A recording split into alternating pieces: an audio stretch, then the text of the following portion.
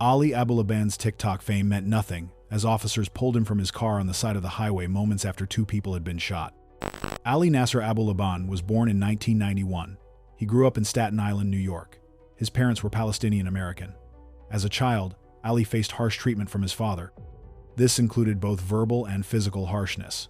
These experiences affected his mental health later on. When he was a teenager, he was diagnosed with ADHD.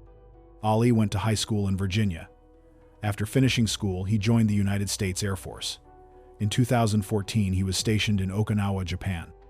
Later, he worked in IT for a government contractor in San Diego. Around 2019, Ali started a TikTok channel called Jin Kid. He posted funny videos, character sketches, and impressions. His channel grew to almost 940,000 followers. In October 2021, problems started in Ali's marriage to Anna Marie Abulaban. They had met while Ali was in Japan. Anna asked for a divorce and got a restraining order against Ali. She said he had been aggressive toward her. On October 21, 2021, Ali secretly put spyware on their daughter's iPad. He wanted to listen to Anna's conversations. After hearing Anna talk with her friend Rayburn Cardenas Barron on the iPad, Ali went to their apartment in San Diego's East Village. He entered the apartment and shot Rayburn 3 times. Then, he shot Anna once in the head. Ali took their daughter and left. He was caught later on Interstate 15. After his arrest, Ali admitted what he had done. At the trial, Ali said he thought Anna was being unfaithful. He said he lost control. Ali described it like this: "I'm in the passenger seat of my own body. I can't stop it." He said once he started shooting, he could not stop. Ali's defense team said he was not thinking clearly during the incident. They mentioned substance use and his past aggressive behavior, but the prosecutors showed proof Ali planned this. They pointed to the spyware on the iPad and Google searches Ali made about similar events. The trial started in April 2024. After just over a day of discussion, the jury made a decision. On May 29, 2024, Ali Abulaban was found guilty of 2 counts of first-degree intentional harm, resulting in loss of life. On September 6, 2024, Judge Jeffrey Frazier gave Ali 2 life sentences to be served one after the other. The judge also added 50 years for gun-related charges. The judge said Ali showed no regret. People in the courtroom clapped. The judge said, "He will spend the rest of his life in prison. He will never be free. He will breathe his last there." After the sentencing, Ali and Anna's daughter was placed with her mother's mother. Anna's family went back to the Philippines. Ali remains in prison. This case is covered in a documentary called TikTok Star Tragedy. The film shows what happened before the event. It includes interviews and videos about the couple's troubled relationship. It also talks about how Ali's social media fame played a role in what happened. Next, watch what happens when an influencer tries to use money and power to silence critics. Ashley Grayson came into the spotlight as a businesswoman from Dallas, Texas. She built a large online presence. She said she was a best-selling author and an 8-figure business coach. She sold courses and used social media to teach people how to turn skills into online businesses. She often said she made $1 million in 40 minutes using her methods. Her Instagram and other accounts showed a glamorous lifestyle. Many people followed her and viewed her as a model of success. But her public rise was followed by serious personal conflict. That conflict led to a federal legal case. The case ended her public career and led to a long prison sentence. The trouble began in 2021. A woman in South Haven, Mississippi ran an online business too. The 2 women never met in person. Ashley believed this other woman was behind several fake social media profiles. Those profiles posted false information meant to damage Ashley's business and reputation. Ashley felt targeted and threatened. She believed the posts were part of a coordinated effort to discredit her. For Ashley, the harm felt very real. She took it personally and began to plan a response. In August 2022, Ashley contacted a woman in Memphis and that woman's husband. The couple had worked with Ashley on business projects before. Ashley invited them to Dallas to talk about a possible business opportunity. The meeting was not what it appeared to be. During the meeting, Ashley offered to pay people to have others permanently removed. She named 3 people she wanted targeted. The first was the South Haven woman she blamed for the fake profiles. The second was her ex-boyfriend. The third was another Texas woman who had posted negative comments about Ashley. Ashley put a price of $20,000 on each target. A month later, on September 10th, 2022, Ashley made a recorded phone call to the Memphis woman. In that call, she pushed for action. She urged the woman to have the South Haven person permanently removed as soon as possible. She added an extra $5,000 if it happened within a week. That recording shows she was serious and impatient. Soon after, the Memphis couple sent Ashley a photo they said showed police lights. They said the photo was from a failed attempt to remove the South Haven woman. The removal attempt did not actually happen. Instead, the couple demanded $10,000 as a fee for trying. Ashley paid them the money. That exchange added another layer to the story. The couple took money, but did not carry out the plan. It is unclear whether they had second thoughts or whether they were trying to scam Ashley. Either way, Ashley's willingness to pay a large amount shows how far she was prepared to go. Law enforcement investigated the plot. In July 2023, a grand jury returned an indictment against Ashley Grayson and her husband, Joshua Grayson. The indictment charged them with using interstate communications to arrange paid plots to have people permanently removed. Ashley's trial began in March 2024. The prosecution said she took concrete steps to hire people to carry out the plans. The defense argued the Memphis couple was not trustworthy and said Ashley never meant for the plans to be carried out. On October 31, 2024, United States District Court Judge Thomas L. Parker sentenced Ashley Grayson to 120 months in federal prison. That is 10 years, the maximum sentence for her offense. She was also given 3 years of supervised release to follow her sentence. Because federal sentences do not include parole, she will serve almost the full term in prison. The next teen's social media grief went viral. Now prosecutors call it evidence. Sarah Grace Patrick was born in 2007 in Carrollton, Georgia. Raised in a family marked by instability, Sarah's early years were shaped by complex dynamics. Her mother, Kristen Brock, and stepfather, James Brock, were central figures in her life. However, their relationship was not without its challenges. Reports indicate a history of addiction and domestic disputes within the family, factors that may have contributed to the tensions leading up to the tragic events of February 20th, 2025. On February 20th, 2025, a chilling discovery was made in Carrollton, Georgia. Kristen Brock, 41, and her husband, James Brock, 45, were found fatally shot in their bed. Their 5-year-old daughter stumbled upon the scene, a haunting image that would forever alter the course of her young life. The authorities initially treated the case as a double homicide, noting the absence of a weapon at the scene. Sarah Grace Patrick, their 17-year-old daughter, was the one who called 911. She reported the incident, claiming that her younger sister had found the bodies. In the days that followed, Sarah appeared to mourn her parents publicly. She shared emotional messages on TikTok, urging influencers to raise awareness about the case. She reached out to true crime bloggers, providing details about the act and expressing her grief. These actions, while seemingly genuine, later attracted scrutiny.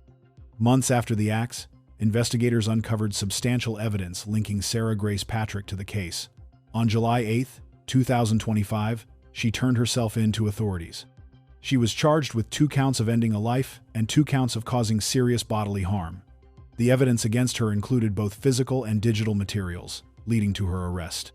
Authorities cited mountains of physical and digital evidence, including Sarah's funeral, eulogy, and live streams, as critical to the investigation. Sarah's father, Daniel Patrick, who supports her innocence, claims police improperly questioned Sarah when she was 16. The community and family remain divided, with key figures like Sarah's grandfather voicing skepticism due to lack of direct evidence linking Sarah to the case. No motive has been established yet. The investigation continues as the case moves toward a court hearing scheduled for August 11th. The motive behind the act remains unclear.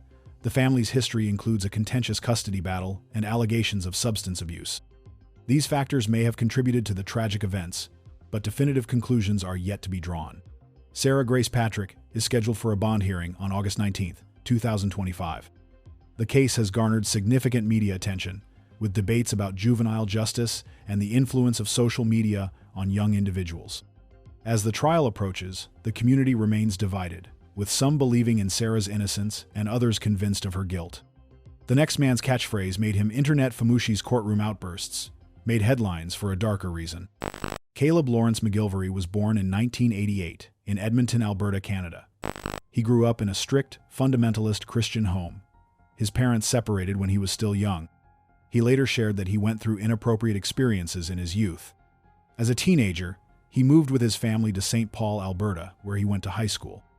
Over time, he started using the name Kai after going on what he called a spirit walk at an indigenous reservation. For a period, Kai lived without any identification or steady means. He had no health insurance, no social security number, no driver's license, and no passport. He described himself as home free, meaning he lived on the road by choice. In February 2013, Kai was hitchhiking through Fresno, California. He got a ride from a man named Jet McBride. During the trip, McBride claimed to be Jesus. He also admitted to harmful actions and then suddenly crashed into a utility worker. A woman ran over to help the injured worker. McBride then acted aggressively toward her. Kai, who was nearby, quickly pulled a hatchet from his backpack. He struck McBride in the head several times while yelling, "Smash, smash, smash, SUH mash." A local news interview of Kai telling this story went viral. He became known online as Kai the hatchet-wielding hitchhiker, and even appeared on Jimmy Kimmel Live. A few months later, in May 2013, Kai was taken into custody in connection with the passing of 73-year-old New Jersey attorney Joseph Galfi. Prosecutors said Kai met Galfi in Times Square. Galfi offered him a place to stay. Later, Galfi was found in his home with severe injuries. Kai said it happened in self-protection. He claimed that Galfi had secretly administered a substance and harmed him. The prosecution disagreed. They argued it was planned. They used surveillance footage, phone records, and physical evidence to back their case. They also described Galfi's injuries, which included multiple head fractures, broken ribs, and deep bruising, saying these went far beyond what would happen in simple defense. After the incident, Kai left the state. He cut his hair to change his appearance. Authorities located and arrested him in Philadelphia shortly after. Kai spent more than 5 years in custody before his trial began on April 1, 2019. When he took the stand, he was unpredictable. At one point, he interrupted his own lawyer's closing statement and nearly had to be removed from the courtroom. The jury found him guilty of first-degree unlawful taking of life. He was sentenced to 57 years in prison. He must serve at least 85% of that time before he can apply for parole. The judge noted that by the time Kai is eligible around October 2061, he will still be younger than Galfi was at the time of his passing. Kai appealed the decision, claiming mistakes were made during the trial and that his lawyer did not represent him effectively. In August 2021, the New Jersey Appellate Court upheld the conviction.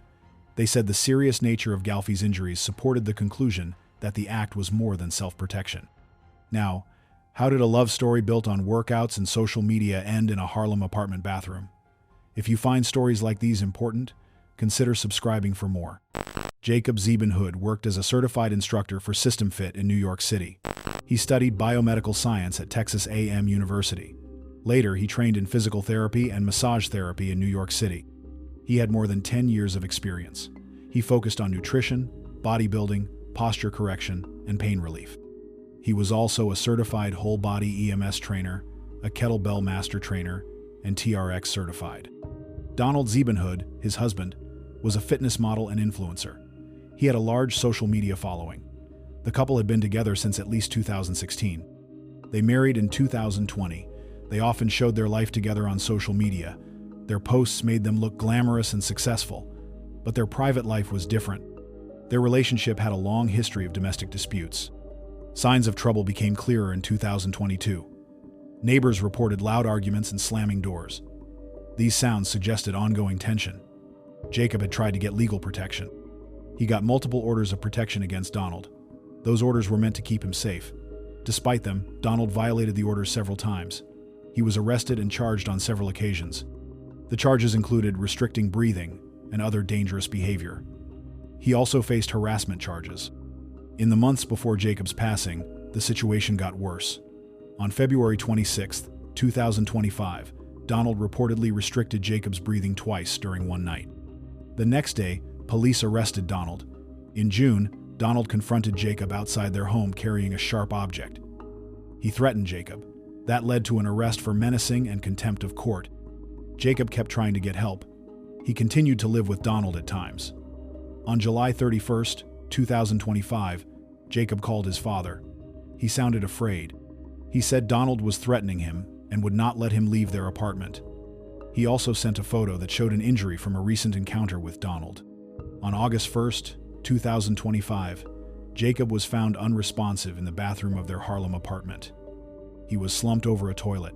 He had multiple wounds from a sharp object. One wound cut an artery. He lost a lot of body fluids and passed away. Donald called 911. He told operators that Jacob had harmed him with a sharp object and that he had acted to protect himself. Donald said they had struggled over a sharp object and that he later woke to find Jacob unresponsive. When police arrived, they found Donald with injuries that needed stitches. Officers arrested him. The charges included first-degree burglary, possession of weapons, and aggravated contempt for violating the protection order. Investigators are treating Jacob's passing as suspicious in nature. The medical examiner's final report will state the official cause.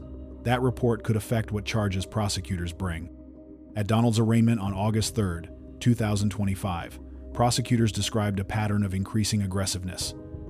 They pointed to the repeated violations of protection orders. The assistant district attorney noted that Donald had admitted the protection order existed when he called 911. Donald said on that call, "I had an order of protection placed against me. I'm getting arrested, right?" The court case is ongoing. Donald is being held without bail while the investigation continues. Jacob's last known words came during the July 31, 2025 call to his father. He said he felt threatened and said he could not leave the apartment. He also sent the photo showing the injury he had just received. The next man's influence in hip-hop was unmatched, so how did it all lead to a prison cell? Marion Suge Knight Jr. was born on April 19, 1965, in Compton, California. His parents were Maxine and Marion Knight Sr. His nickname Sug came from Sugar Bear, which people called him when he was young.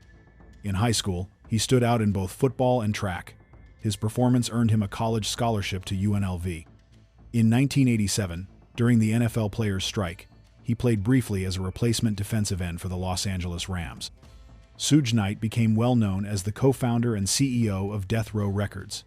This music label played a major role in launching artists like Dr. Dre, Snoop Dogg, and Tupac Shakur.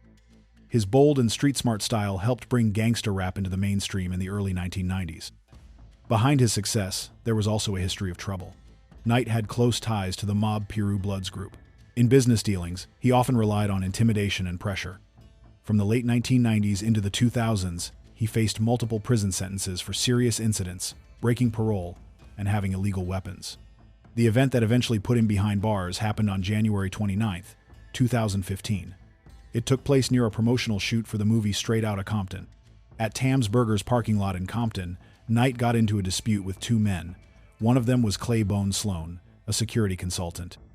Surveillance video showed Knight reversing his truck into Sloan and then driving forward, running over Terry Carter. Carter passed away from the injuries, and Sloan suffered serious bone fractures. Many witnesses in the footage suggested it was intentional, but Knight said he acted to protect himself. The legal process stretched out for years. There were repeated delays, changes in his lawyers, and claims that he wasn't getting proper medical care. He was hospitalized several times for health problems. Some of his hearings were postponed even in 2017. In September 2018, Knight agreed to plead no contest to voluntary manslaughter in connection with Carter's passing. This meant there would be no full trial for a more serious charge, but the sentence was still severe. Because Knight had past convictions, California's three strikes law added 6 extra years to his sentence. On October 4, 2018, Judge Ronald S. Cohen sentenced him to 28 years in state prison. This included 22 years for the manslaughter charge and 6 years for the prior convictions. Why did it happen? Was Knight just trying to get away from a tense situation, or was it payback for the argument? Knight maintained it was self-defense, but the video and the moments leading up to it made the court see it as voluntary manslaughter rather than a planned act. Today, Knight is serving his sentence at Richard J. Donovan Correctional Facility in San Diego. He will be eligible for parole in October 2034, when he will be about 69 years old. Up next is a luxury Miami apartment, an injured crypto trader, his influencer girlfriend with a sharp object. Courtney Clenny was born in 1996 in Midland, Texas. When she was 7 years old, her family moved to Austin, Texas. She spent most of her childhood there. Courtney grew up in a middle-class family. Her parents were Kim Dwayne Clenny and Deborah Lynn Clenny. Her early life was mostly stable. She was known to be ambitious and determined. From a young age, Courtney was interested in modeling and acting. She worked on building a career in those fields. Over time, she became popular online. She shared her lifestyle on Instagram and OnlyFans. Her online name was Courtney Taylor. She showed an image of glamour and success. This helped her gain many followers and earn money. In 2020, Courtney started a relationship with Christian Obumsili. He was 27 years old and worked as a cryptocurrency trader. They moved to a luxury apartment in Miami, Florida.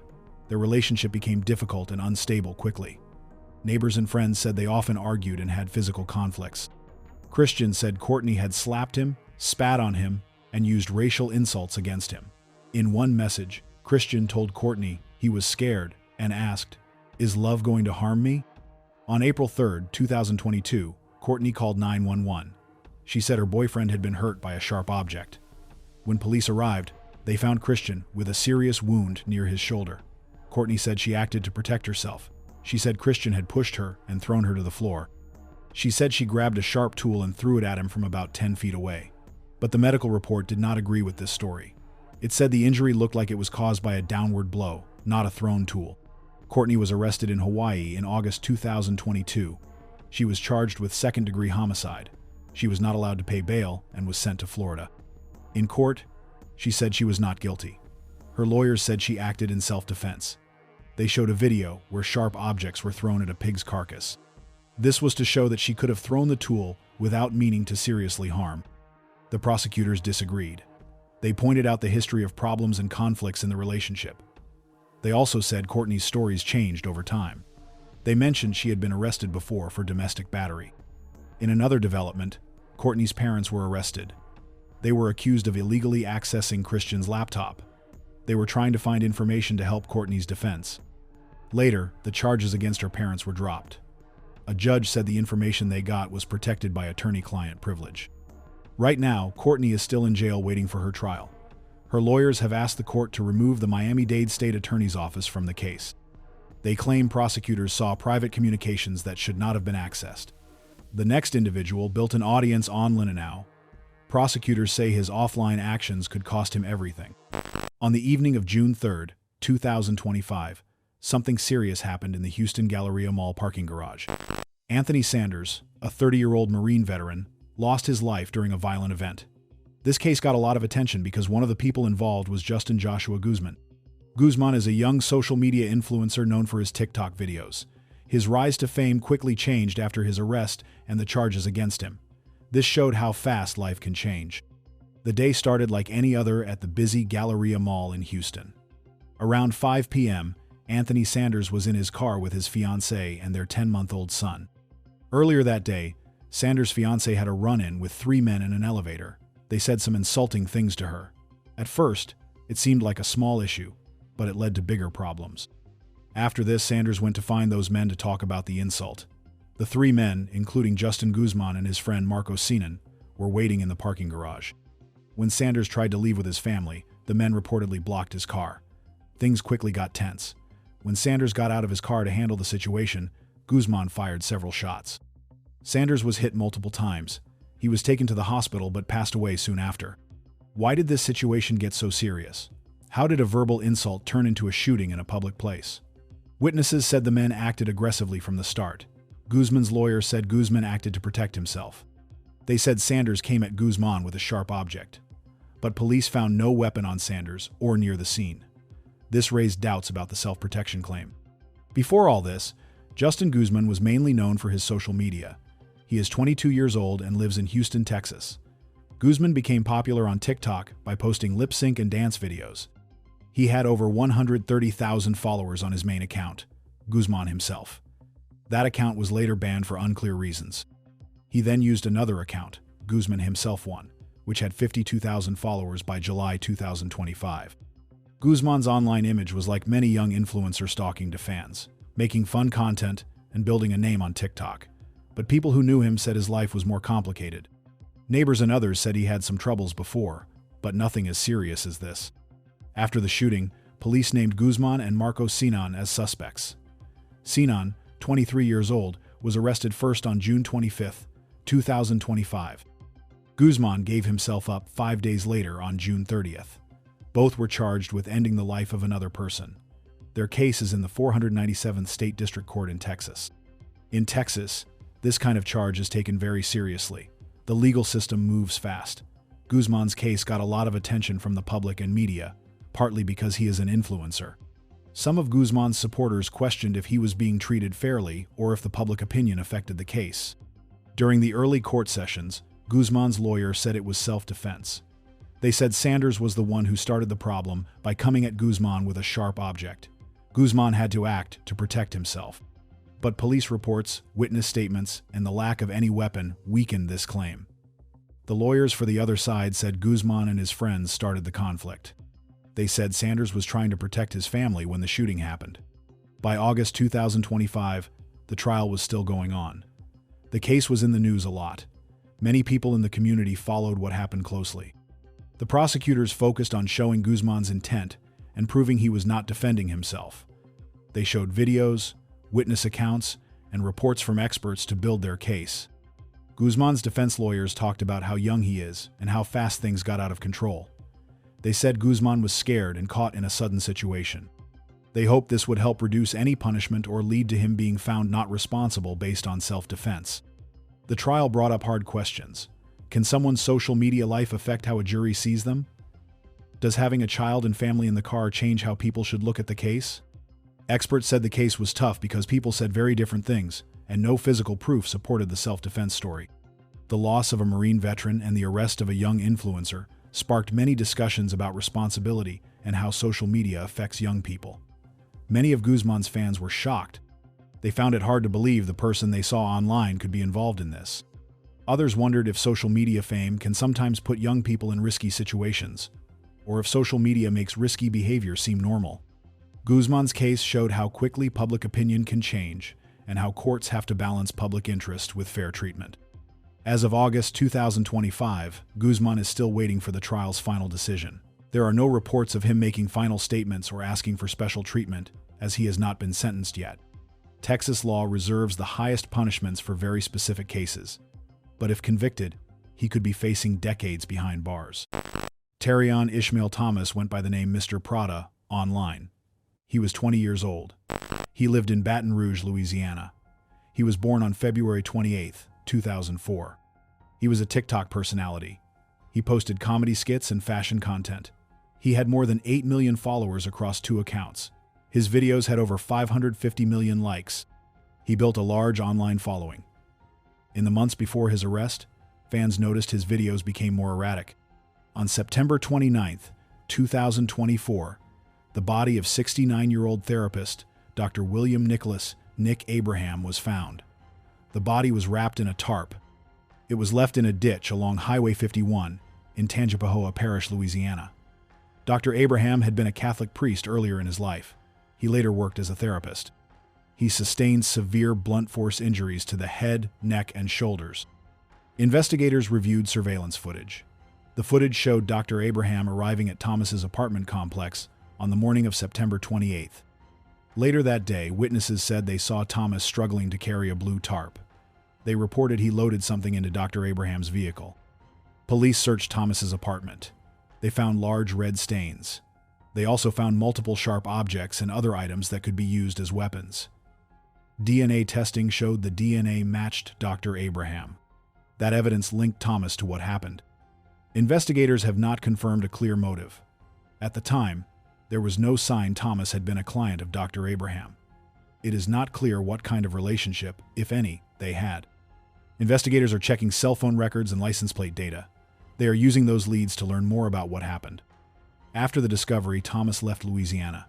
He was caught in Dallas, Texas on October 1, 2024. Police stopped him during a traffic stop. He was driving Dr. Fleiss, Abraham's vehicle. He was taken into custody at that time. At first, Thomas was charged with unauthorized use of a motor vehicle, aggravated damage to property, and resisting arrest. As the investigation continued, more charges were added. Those included a second-degree homicide charge and obstruction of justice. He is currently in custody awaiting trial on second-degree homicide and obstruction charges. He's pleaded not guilty, and the case is still ongoing, but if convicted, he could join the list of influencers serving time for taking someone's life. Luka Magnotta, born Eric Clinton Kirk Newman, was born in 1982 in Scarborough, Ontario. His childhood was troubled. His mother, Anna Yorkin, was very strict about cleanliness, and kept her distance emotionally. Luka once claimed she left the family's pet rabbits outside in freezing weather, leading to their passing. His father, Donald Newman, was diagnosed with schizophrenia in 1994. His parents separated, and Luka went to live with his grandmother, Phyllis. He studied at IEN, Weldon Secondary School in Lindsay. As an adult, Luka was diagnosed with schizophrenia and received disability benefits. He supported himself through escort services. Around 2003, he appeared in adult films, worked as a dancer, and even posed for Toronto's Fab magazine under the name Jimmy. Before the incident involving Junlin, Luka had already uploaded disturbing videos online that showed him ending the lives of kittens. These videos sparked outrage from animal protection groups and online investigators who tried to track him down and warn authorities. Despite their efforts, no action was taken for over a year. On the night of May 24th to 25th, 2012, Luka invited 33-year-old Chinese international student Jun Lin to his Montreal apartment. He reportedly pretended that the meeting was for intimate or bondage-related activities. Once inside, Luka carried out an extremely disturbing act. He ended Jun Lin's life, dismembered the body, and committed further disturbing acts involving the remains. A dog was present during part of this, and there were suggestions that Luka even consumed some body parts. He recorded everything, using what appeared to be an ice pick and a kitchen tool. The 11-minute video was then posted on a shock content website. Why he went to such extreme lengths remains debated. At his trial, Luka claimed that voices in his head ordered him to harm Jun Lin. He said he believed Jun Lin was a secret agent and that he needed to send a message to the government. This, Luka claimed, explained why he mailed parts of Jun Lin's remains to political offices and schools. However, experts noted that Luka's planning and careful actions showed clear awareness. The prosecution argued that he acted deliberately and was fully aware of his choices. The defense maintained that he was experiencing a severe mental health crisis and was not responsible for his actions. After the incident, Luka mailed Jun Lin's limbs to different places. One foot was sent to the Conservative Party, a hand was sent to the Liberal Party. Other packages went to elementary schools in Vancouver. Meanwhile, a building janitor had already discovered Jun Lin's torso inside a suitcase near Luka's apartment. Authorities quickly identified Luka and issued an international alert. He fled to Paris and then Berlin. On June 4, 2012, Berlin police found him in an internet cafe, where he was reportedly searching his own name online. He quietly surrendered, saying, "Okay, you got me." Luka was then sent back to Canada in mid-June. He pleaded not guilty, claiming he was not criminally responsible because of his schizophrenia. The trial lasted about 12 weeks. After 8 days of jury deliberation, Luka was found guilty on all counts. These included ending a person's life, disrespecting human remains, sharing obscene material, harassment of political figures, and sending dangerous packages. In December 2014, he received a life sentence with the possibility of parole after 25 years, along with concurrent 19-year sentences for the other charges. Luka filed an appeal, claiming jury errors and an unfair verdict. However, he withdrew it in February 2015. Mahek Bukari was born on May 22, 1999. She was a former social media personality known online as May B. She was born in the United States but moved to the UK in 2002. She attended Manchester Metropolitan University to study fashion. However, she left before completing her degree to focus on her social media career. Her content focused on lifestyle, beauty, and fashion, and she built a large following on TikTok and Instagram. Mahek lived with her mother, Mahek Bukari, in Stoke-on-Trent. Mahek often appeared in her daughter's videos. In early 2022, problems began when Mahek's 3-year secret relationship with a younger man, Saqib Hussain, broke down. When Mahek tried to end things, Saqib allegedly began threatening her. He warned that he would share private photos with her husband unless she returned £3,000 that he claimed to have spent on her. At that point, Mahek got involved. She sent Saqib a concerning WhatsApp message that said, "I'll soon get him jumped by guys and he won't know what day it is." This became the first step toward a planned confrontation. In the early hours of February 11, 2022, Mahek and her mother arranged for Saqib to meet them at a Tesco car park in Leicester. They told him they would give back the money. Saqib arrived with his friend, Mohammed Hashim Ijazuddin. Soon after they got there, they realized it was a trap. They tried to drive away. 2 cars, driven by co-defendants, Raykon Karwan and Raiz Jamal, began chasing them. The pursuit reached speeds of up to 100 miles per hour. The Skoda that Saqib and Hashim were in was struck and forced off the road.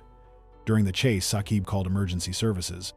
He sounded panicked and said, "There's guys following me. They've got balaclavas on. They're trying to ram me off the road. They're trying to end my life. I'm going to die." Moments later, the Skoda hit a tree, split in two, and caught fire. Both Saqib and Hashim lost their lives instantly from the impact. The trial lasted 3 months at Leicester Crown Court and ended in August 2023. The jury took 28 hours to reach their decision. Prosecutors said Mahek and Ansreen arranged the plan to stop Saqib from exposing the private relationship. They described the case as one involving love, obsession, threats, and a deliberate plan to cause fatal harm. Mahek was found guilty of 2 counts of ending life and received a life sentence with a minimum term of 31 years and 8 months. Ansreen was also given a life sentence, with a minimum term of 26 years and 9 months. Mahek has since filed to appeal her conviction. She claims the actions were decided in the heat of the moment and says she never meant to end anyone's life. Tamor Trevon McIntyre, who is better known as Tay-K, was born in 2000 in Long Beach, California. His early life was unstable. His father was part of the Crips gang and spent time in prison when Tay-K was young. When Tay-K was about 10 years old, his family moved to Arlington, Texas. He grew up there through his childhood and teenage years. Tay-K grew up around gang culture and risky behavior. This influenced him a lot. He started rapping in 2014 when he joined a group called the Daytona Boys. By 2015, he was sharing his music on SoundCloud. Some of his early songs, like Biff Exanen and Sly Cooper, got attention. In July 2016, Tay-K and 6 others took part in a home invasion in Mansfield, Texas. They went after 17-year-old Zachary Belowit. Their plan was to take illegal substances and money from Belowit and his friend Ethan Walker. During this event, Walker was fatally shot. Tay-K said he was supposed to look for a stash of substances inside the house. He was charged with serious offenses, including taking a life and taking property by force. While waiting for his trial about the Mansfield case, Tay-K was on house arrest. In March 2017, he removed his ankle monitor and ran away. He avoided the police for several months. During that time, he was involved in another shooting in San Antonio. A photographer named Mark Anthony Saldivar was tricked into coming to a place for a photo session. Instead, he was targeted and struck by a bullet. Tay-K was later charged with ending a life in that case in November 2019. On January 1, 2016, after a New Year's Eve party in Denton, Texas, Tay-K was in a car with another Daytona Boys member named Eric Santana Sage Johnson. Johnson fired a shot that hit a University of North Texas student named Sarah Muchlechner in the head, and she passed. This happened after an argument between the people in Johnson's car and people in another car who were also leaving the party. Witnesses said some passengers in Johnson and Tay-K's car behaved inappropriately toward Muchlechner. Johnson said he was not guilty but was later found responsible and got a 44-year prison sentence. Tay-K was not charged in this case. In July 2019, Tay-K was found guilty for the 2016 home invasion and the passing of Ethan Walker. He was sentenced to 55 years in prison. In April 2025, Tay-K was convicted for ending the life of Mark Anthony Saldivar. The jury found him guilty of a lesser charge, not the more serious one.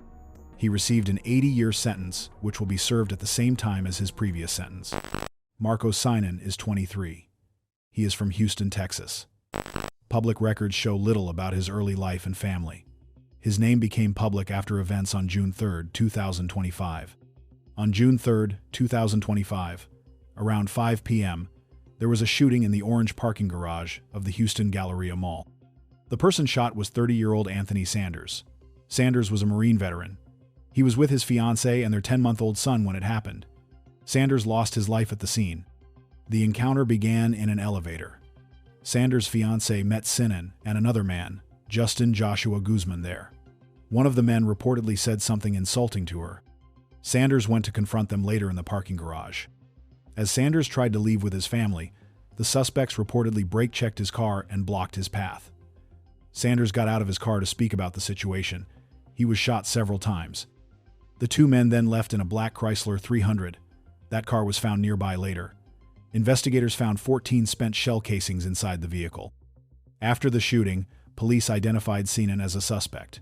He was arrested on June 25, 2025. He was charged in connection with the case in the 248th State District Court. Guzman turned himself in on June 30, 2025. He was charged in connection with the case in the 497th State District Court. Both men were held on large bonds. Sinan's bond was set at $1 million. Guzman's bond was set at $750,000. Guzman's legal team says he acted in self-defense. They claim Sanders approached Guzman with a sharp object. Police say they found no weapon on Sanders or at the scene. Sinan's defense team has not made a public statement. The prosecution says the shooting was unprovoked. Both men were scheduled to appear in court on July 9, 2025. The court will examine the self-defense claim and the evidence from both sides. The court's decision will determine how each man is held responsible for what happened to Anthony Sanders. As of now, no final decision has been announced. The legal process is still underway, but if found guilty, he could be facing decades in prison.